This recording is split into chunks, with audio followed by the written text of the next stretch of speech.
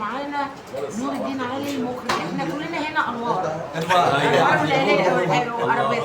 ايه رايك في شغل نور كمخرج لاول مره؟ سيناريو اول مره اشوفه يعني ايه مخرج في اول تجربه من غير ورقه ومن غير قلم وبيقول القطع ده والقطع ده والقطع ده. فناس كتير قوي بتقعد كتير قوي عشان تسيب الورق والقلم.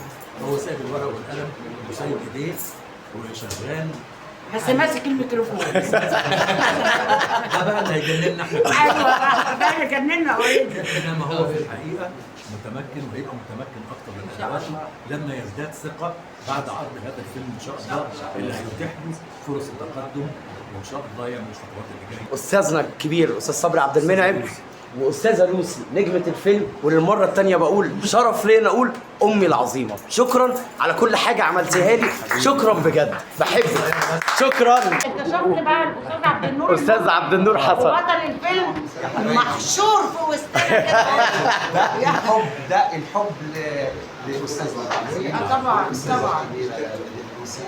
وانا سعيد جدا انكم موجودين معانا.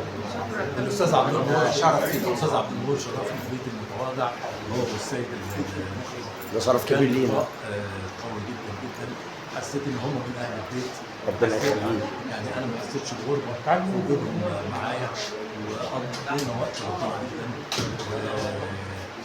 مقبلين هم على شيء جيد وان شاء الله هيكملوا في هذه السلسله يا رب. ونتفرج على كل شيء. وايه رايك في الاضاءه بقى دكتور فتحي معاك؟ الدكتور فتحي يعني انا يعني في دور جديد تصويرا بحكم يعني السن الكبير يعني انا اشتغلت مع صغنونه يا بيه. الله يسترك خبيري كده.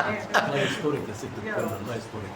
يعني بيفكرني بمواعيد التصوير الكبار جدا اللي احنا اشتغلنا معاهم فحسيت ان الحكايه ما بتخلصش. الحكايه بتسلم بعضها. الحكايه بتسلم بعضها فيها نوع من انواع الاحترام. وفي انها مثلا زي عائلات المافيا. بس دي بقى شكرا يا احلى كروب. صغيره والنبي والله كلمه صغيره.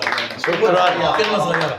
يلا يا نور. كل العمال اللي معانا عمال الاضاءه عمال الاكسسوار عمال الديكور عمال اساتذه الصوت كل الناس دي في هذا الجو الشنيع الحراره في صحراء سقاره بيطلعوا كل هذا الانتاج وتحيه للتحرير. شكرا شكرا شكرا يا احلى كروب في الدنيا كلها.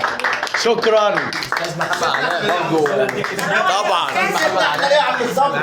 استاذ محمد علاء برضه يعني شكرا.